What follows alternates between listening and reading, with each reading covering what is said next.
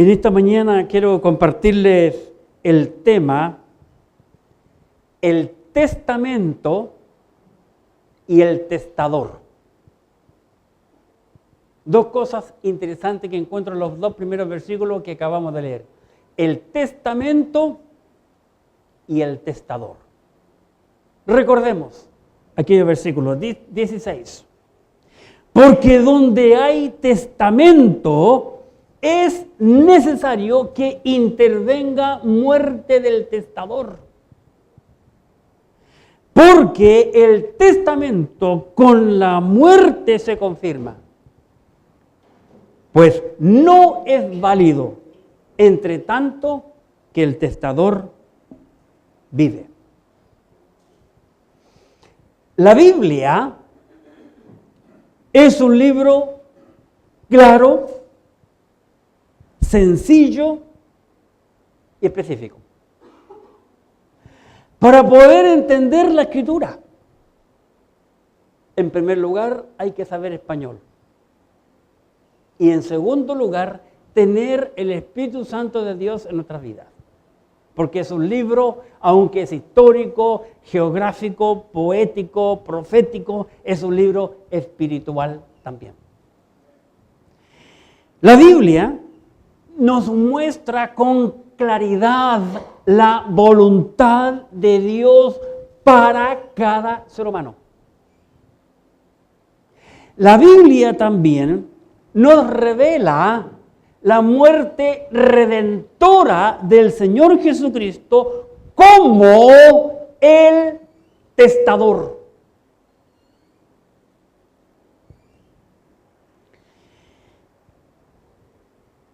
Como dije, voy a hablar hoy el tema el testamento y el testador. En primer lugar, voy a hablar acerca del testamento. En la tierra, en la humanidad, se usa mucho esa palabra. Cuando una persona tiene bienes materiales, muchos bienes materiales, antes de morir, él decide por escribir a quién le va a dejar sus bienes materiales. Luego ubica a un abogado, le entrega todo eso a él, el abogado lo redacta con palabras más mejores legalmente y luego el hombre, el testador, firma y se guarda hasta que él muera. Cuando muere, recién puede llevarse a cabo aquello que el testador testó. Es interesante que la Biblia, la palabra de Dios, nos hable a nosotros este tema, el testamento y el testador. Ahora, el testamento. Yo busqué secularmente qué es el testamento. Y dice, declaración de su última voluntad hace una persona disponiendo de bienes y de asuntos para después de su muerte. Otro dice, documento donde consta en forma legal la voluntad del testador. Hay un testamento. Aún dentro de los seres humanos hay un testamento. Que es un testamento terrenal de los bienes materiales que cada ser humano tiene. Pero también encontramos que hay bíblicamente un testamento celestial. Y eso se llama la Biblia. ¿Cómo le llamamos la Biblia? ¿Qué contiene la Biblia? La Biblia es la palabra de Dios para nosotros, ¿verdad? Y en ella están escritos dos grandes divisiones que le llamamos testamento. El Antiguo Testamento, que tiene que ver con los hebreos, y el Nuevo Testamento, que tiene que ver más con la iglesia y los gentiles. Y le llamamos testamento. ¿Por qué le llaman testamento? Porque alguien que no es de aquí, de la tierra, lo dictó, lo testó, y él llamó a hombres e inspiró a hombres, por lo menos 40 hombres de 3 continentes, en un periodo extremadamente largo, para poder escribirlo. Antiguo Testamento con sus 39 libros, escritos en hebreo, pero también partes de libros en arameo, y el Nuevo Testamento con sus 27 libros, escritos en su mayoría en griego, pero también parte en arameo. Y le llamamos, y todos sabemos, testamento. Pero nunca pensamos y entendemos abiertamente que aquellos testamentos fueron dictados por Dios en una inspiración divina. Pero no le damos la importancia. Para muchos de nosotros la Biblia es un libro más que lo dejamos tirado en cualquier parte, que no tiene valor. Ahora, lógicamente, nosotros no le vamos a hacer un altar a la Escritura y adorarlo como libro, pero sí tenemos que tener respeto por lo que la Escritura, la palabra de Dios, dice. Porque es palabra de Dios. Y Cristo es el testador. Muy interesante. Hay mucha polémica entre creyentes de cuándo comenzó la iglesia. Los unos dicen la iglesia comenzó cuando Cristo empezó a llamar a los 12 con los apóstoles. Otros dicen la iglesia comenzó cuando Cristo murió. ¿Cuándo y dónde comienza el Nuevo Testamento? ¿Sabe que el Nuevo Testamento comienza con 4 libros que se les llama los Evangelios? En donde Dios inspiró a ellos, 3 de ellos que fueron testigos visuales de lo que Cristo dijo e hizo. Y lo escribieron por inspiración divina. El último, una recopilación maravillosa del trabajo de los otros. ¿Cuándo comienza el Nuevo Testamento? El Nuevo Testamento comienza con la muerte de Cristo. Allí comienza. Ahí el testamento se hace efectivo. ¿Cuándo? Cuando el que lo testó murió.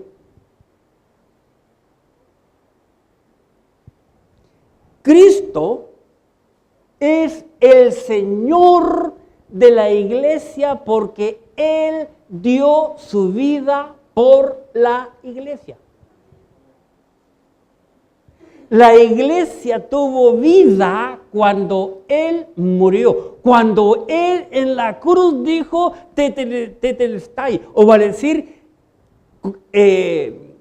cancelado es. La cuenta ha sido cancelada. Cuando Él le dijo al Padre, ya cumplí.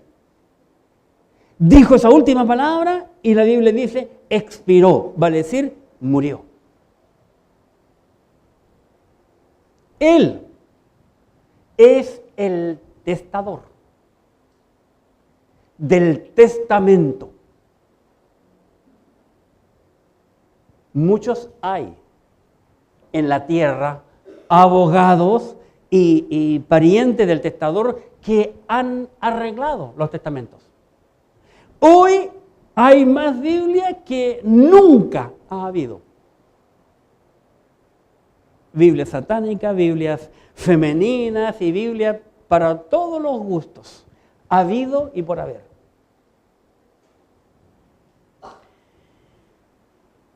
La Biblia, o el Nuevo Testamento, comenzó con la muerte del testador. Otra vez vamos a leer ese versículo 16, Hebreos 9, 16.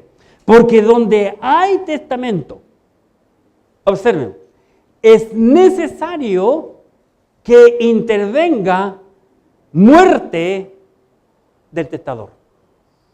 Así que el testamento no es válido hasta que el testador muera. ¿Por qué yo necesito darle mucho énfasis a este punto? Porque hemos pasado mucho tiempo hablando de los sacerdotes y del sumo sacerdote. Cristo es el Melquisedec, Cristo es el sumo sacerdote, Cristo es el único que con su sangre entró en el lugar santísimo y mojó con su sangre todos los elementos que allí había.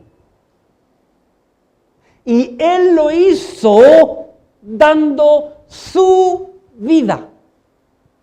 No así los sumos sacerdotes, ninguno. Ninguno de ellos dio su vida por nadie. Aunque lo hubiesen querido hacer, ese sacrificio no hubiese sido aceptado por Dios porque su sangre está sucia, está manchada. La sangre del Señor Jesucristo vino del cielo. Muy interesante estudiar la Escritura, el tema de la sangre. Desde el huerto hasta Cristo. Cristo no fue engendrado por José, el esposo de María. Cristo fue engendrado del Espíritu Santo de Dios. Cristo nació con sangre, pero resucitó y anduvo 40 días en la tierra mostrando sus huellas, sus marcas del sacrificio que hizo Él en la cruz de Calvario y subió al cielo sin sangre. ¿Cómo será con nosotros? Y resucitó con un cuerpo glorificado. La Biblia. Estamos hablando acerca del testamento. Hablamos un poco del testamento humano, de los seres humanos, y el testamento celestial, que es la Escritura, la palabra de Dios. Y mi amigo y mi hermano, tarde o temprano, llegará el día en que tú y yo y cada ser humano nos presentaremos frente a la presencia de Dios. Y este testamento, este libro, nos irá a juzgar. Este libro, el que menospreciamos, el que no le damos valor, el que no lo tomamos en cuenta. Dice la Escritura que habían dos hombres y murió el rico y fue sepultado, y murió Lázaro y fue llevado por los ángeles al seno de Abraham. Qué maravilloso, al seno de Abraham. Y el rico en el infierno clamaba a Abraham: Padre Abraham, por favor, deja que venga Lázaro, porque podía ver a Lázaro que moje su dedo en agua y refresque mi lengua, que estoy en este lugar de tormento. No, es imposible, porque hay una gran cima entre tú y nosotros. Nadie puede pasar para allá ni de allá para pasar para acá. El hombre rico pensando, porque en el infierno nadie perderá la conciencia. El gusano que habla en la Biblia es el gusano de la conciencia. Va a decir, cada uno va a estar ahí con conocimiento. Y muchos van a decir, yo escuché la palabra de Dios, mi abuelita me habló, mi compañero, mi amigo, mi vecina, mi tío, mi papá, mi mamá, etc. Y no le quise creer. El hombre dice, por favor, que alguien de entre los muertos vaya a la casa de mi familia. Tengo 5 hermanos que no han creído aún. ¿Cuál fue la respuesta de Jesús en ese pasaje? Tienen a Moisés y los profetas. Escúchenlo. Porque fue en el tiempo de Cristo aquello. Los oyentes y todos eran judíos. El Señor Jesucristo está diciendo, tienen el Antiguo Testamento. Tienen el Antiguo Testamento. Léanlo. Crean en él. La Biblia va a tener suma importancia. Lo más curioso en el mundo en el día de hoy mismo, que hay gente no creyente que conocen la Biblia más que tú y yo, y que han estado haciendo muchas cosas, preparando el mundo a través de la música, a través de Hollywood, a través de la política y a través de la religión. Que dirigen el mundo mandando mensajes de cosas que la Biblia ya venía diciendo hace miles de años atrás. La Biblia es un libro que tiene un contexto que habla de un pacto que nunca cambiará. Como el Testamento. Testamento del punto de vista bíblico, está hablando, no punto de vista humano. Vamos, por favor, para hablar un poquito acerca del Testamento. En el libro de Gálatas, capítulo 3, versículo 15. Observemos, Gálatas capítulo 3, versículo 15. Hermanos, hablo en términos humanos, dice Pablo. Un pacto, aunque sea de hombre, una vez ratificado, nadie lo invalida ni le añade. Aunque sea de hombre, está diciendo. Ahora mi pregunta es, ¿qué pasa si el pacto lo hace Dios? Nadie lo cambiará. Con Dios no hay amigos, no hay amistades, no hay compadrastro, o como decimos, me contó un amigo a mí, una vez cuando estaba en México, tuvo una infracción de tránsito. Le dijo al policía, oye, ¿se dio cuenta que no hizo eso? Sí, me di cuenta. Bueno, merece una multa. Bueno, ¿y cómo lo podemos arreglar? Cuando vino a Chile, le pasó lo mismo. En una carretera que de pocos pasan por ahí, en el norte de Chile. Adelantó en una curva, en línea continua. Y detrás de un árbol, había un amigo en el camino. Esta vez anduve por allí y no encontré ninguno. Ningún policía, ningún carabinero. Y póngase al lado.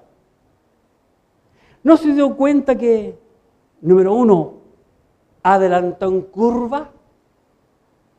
Número 2, tenía línea continua. Es que en mi país todo es permitido. ¿Cómo lo podemos arreglar?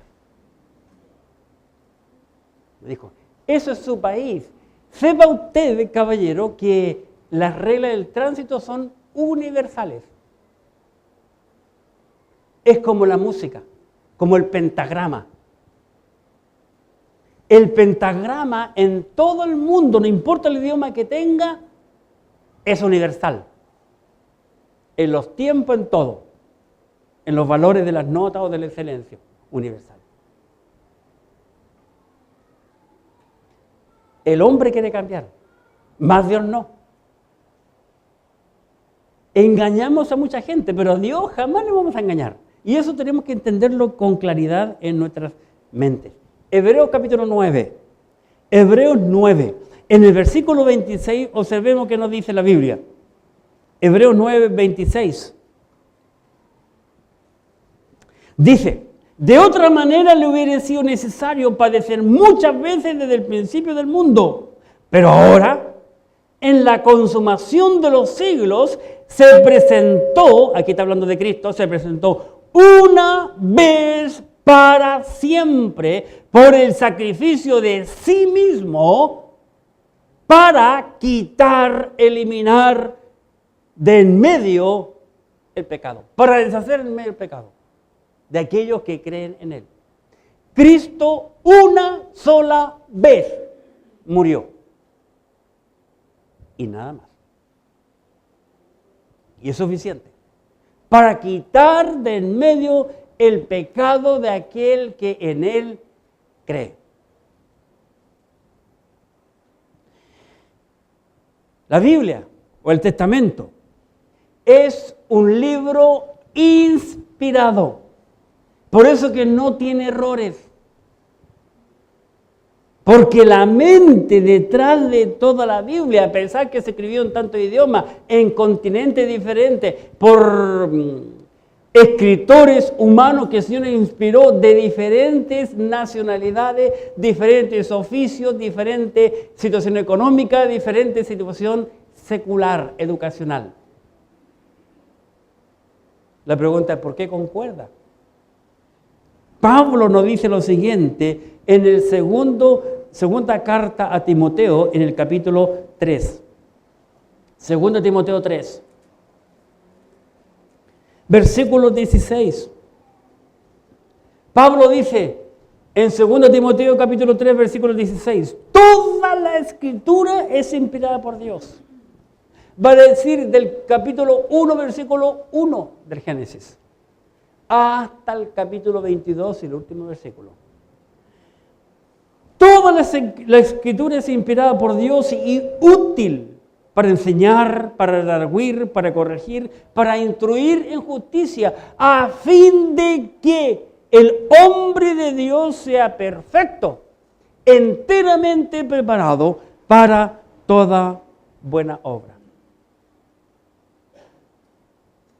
La Biblia, como libro, es el único libro sobre la faz de la tierra que ha sido probado y muy probado por los hombres. Y dicho sea de paso, es el único libro mutilado, el único en la tierra. En su Biblia, por favor, en el Salmos capítulo 12. Salmos 12, versículo 6. Dice la Escritura, la palabra de Dios, en el libro de Salmos, capítulo 12.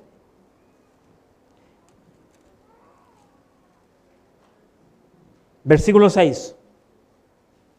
Las palabras de Jehová son palabras limpias. Observen, como plata refinada en horno de tierra, purificada 7 veces. 7 veces se le ha aplicado fuego a la Escritura y ha sido purificada como la plata. Capítulo 18 del libro de Salmos, entre otros, muchos más. 18, capítulo 18, versículo 30. En cuanto a Dios, perfecto es su camino y acrisolada la palabra de Jehová. Escudo es a todos los que en él esperan. Al fin del versículo 30 dice, y acrisolada la palabra de Jehová. Crisol, ¿qué es un crisol?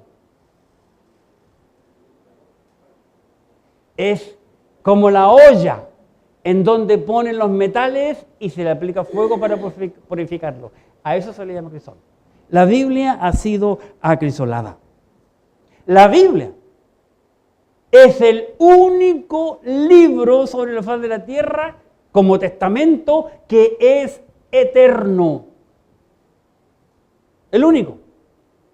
Isaías capítulo 40. Precioso este versículo. Isaías capítulo 40. Como testamento. Versículo 8.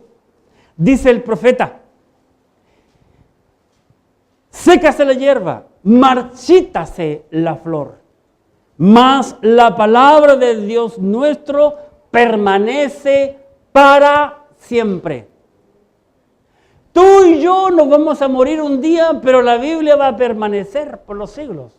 La Biblia es eterna porque es palabra de Dios, no palabra de los hombres.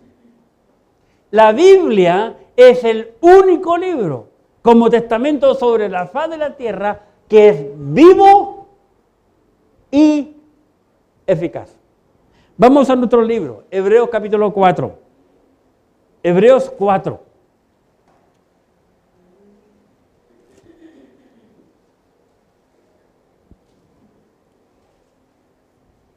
Observemos, Hebreos capítulo 4, versículo 12. Porque la palabra de Dios es viva y eficaz, y más cortante que toda espada de dos filos.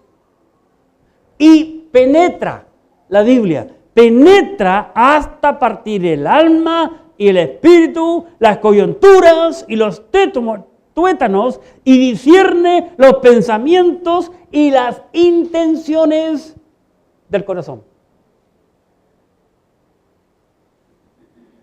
No hay otro libro que pueda entrar a lo más profundo del ser humano. Lo más profundo del hombre son los tuétanos.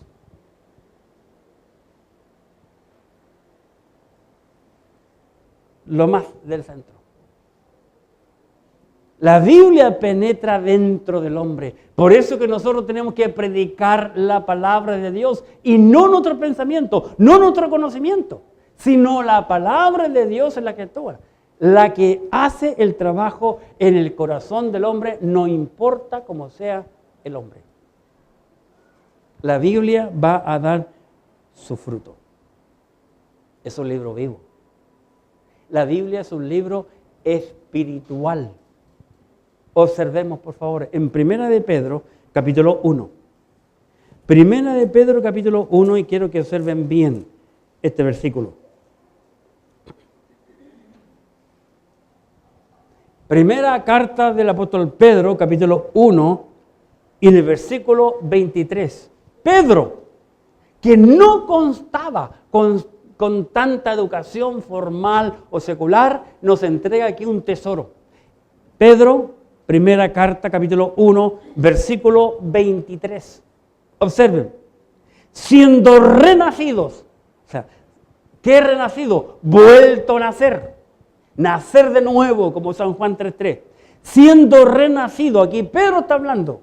En San Juan 3.3 hablaba Cristo, pero aquí Pedro dice, siendo renacido, no de simiente corruptible, sino de incorruptible, ¿qué dice la Biblia? Por la palabra de Dios que vive y permanece para siempre. La Biblia es un libro eterno. Y no solamente eso, es un libro que nos da la salvación.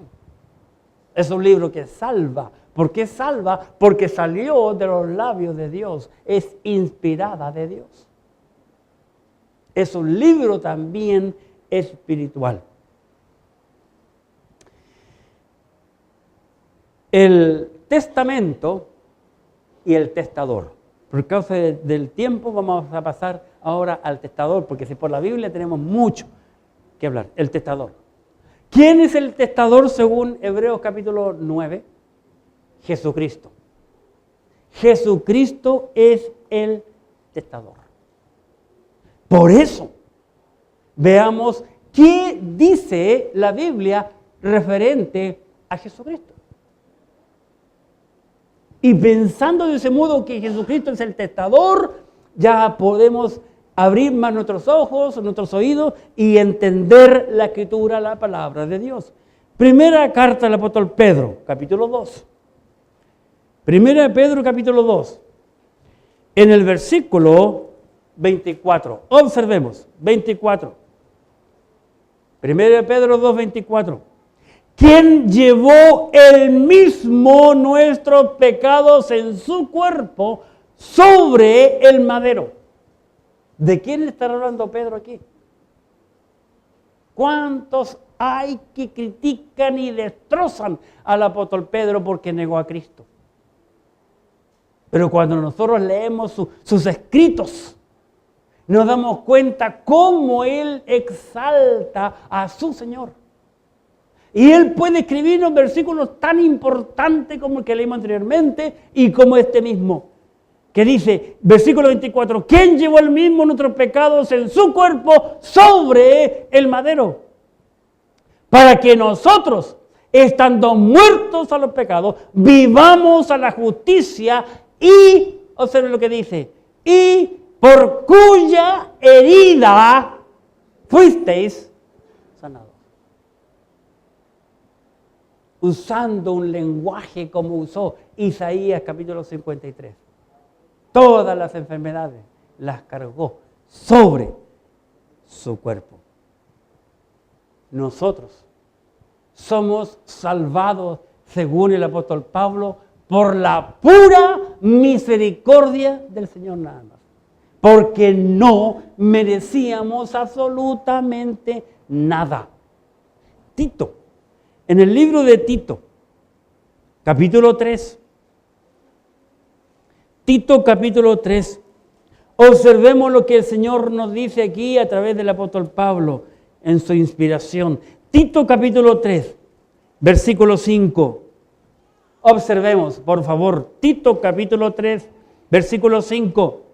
Dice, nos salvó, no por obra de justicia que nosotros hubiéramos hecho, sino por su misericordia, por el lavamiento de la regeneración y por la renovación en el Espíritu Santo, el cual derramó en nosotros abundantemente por Jesucristo nuestro Salvador, para que justificados por su gracia viniésemos a ser herederos conforme a la esperanza de la vida eterna. Aquel que cree en Cristo pasa a ser heredero del testamento que el Señor nos dejó. Va a decir, puede apropiarse de todas las promesas que Cristo hizo. Y las promesas de Cristo que Él hizo en su palabra, ¿son válidas hoy? Todas las promesas que Cristo nos ha hecho en su palabra, ¿son válidas hoy? ¿Sí o no? Sí. Claro que sí. ¿Por qué son válidas?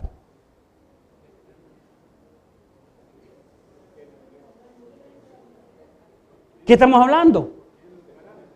Porque ella atestó, número uno, y número dos, Él murió más de 2000 años atrás. Entonces, el testamento está vigente, porque el testador ya murió. Punto. Así de claro. Así de sencillo. Así de fácil entender la Biblia.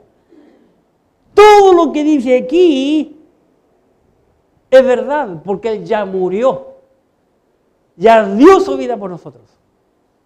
Así que todo esto se hace realidad en mí desde que Él murió. Somos justificados por su misericordia. Porque Él nos compró. Somos redimidos por su bendita sangre.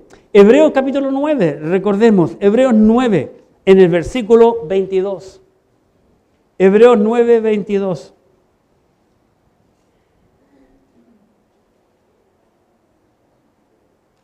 Hebreos 9, 22. Dice, y casi todo es purificado según la ley con sangre.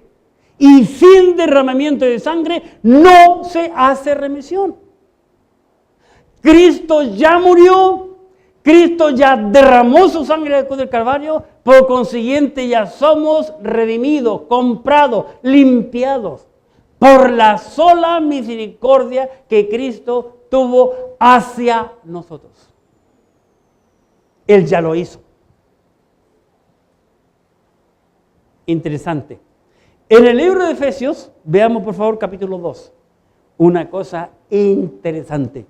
Efesios capítulo 2. 2. No tiene 12. Efesios 2. Dice la Escritura en Efesios capítulo 2, versículo 5. Observemos. Efesios capítulo 2, versículo 5. Y aún estando nosotros muertos en pecados, nos dio vida juntamente con Cristo. Nos dio vida juntamente con Cristo. Ahí encontramos la primera cosa interesante. La acción del verbo, nos dio. ¿En qué tiempo está ese verbo? Por consiguiente, ¿tú tienes vida en Cristo o no? Claro, ¿por qué no dice? Porque ya nos dio. ¿Y por qué el apóstol Pablo dice nos dio? Porque ya Cristo murió. Pero ¿cuántos creyentes hay que andan saltando de nube en nube como en el limbo y no saben si son o no son salvos? ¿Por qué no lo saben? Porque no leen la Escritura. Porque no aplica las reglas de la gramática española. Aún estando nosotros muertos en pecado, nos dio vida juntamente con Cristo. Por gracia sois salvos. Ahora observen el 6. Y juntamente con Él nos resucitó.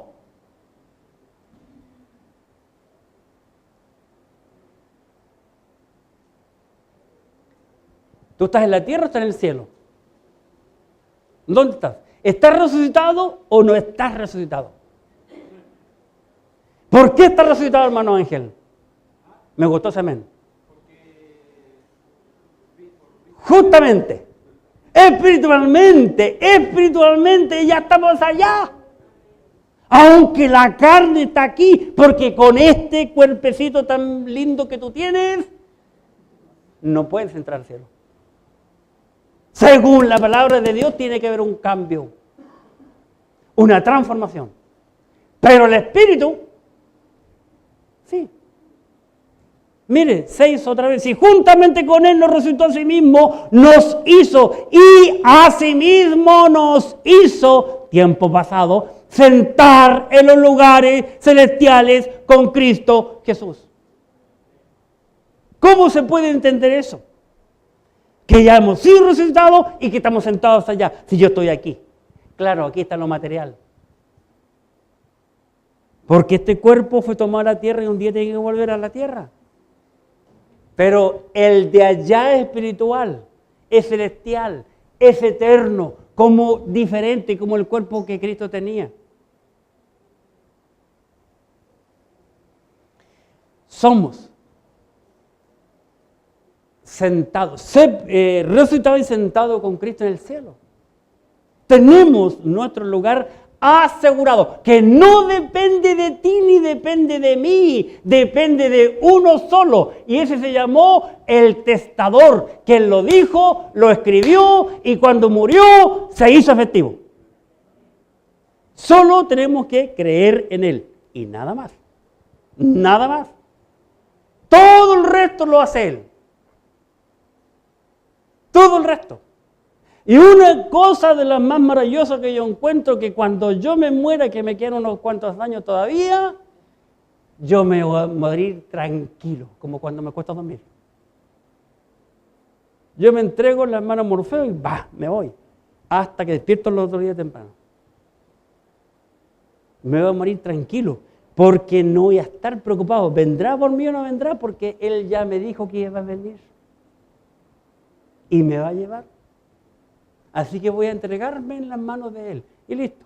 Voy a morirme, como dice un réclame, lo encuentro muy chistoso en la tele, y que las mata bien muertas.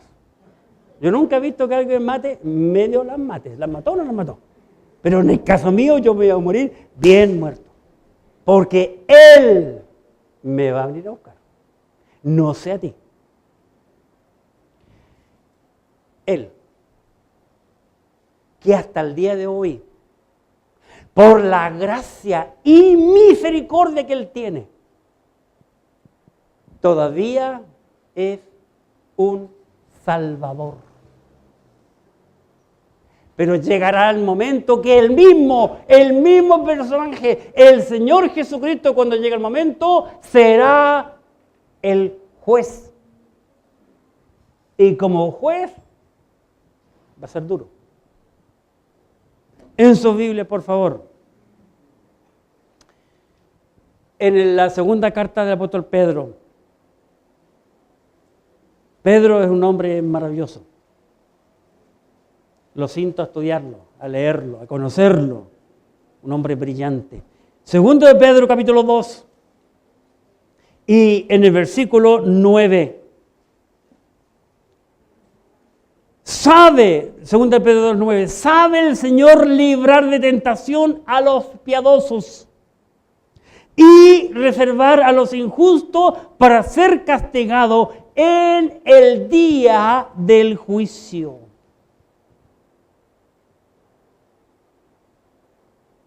Va a llegar un día. Pablo también lo dijo en el libro de Romanos, capítulo 14. Romanos 14. Y en el versículo 12. 14:12.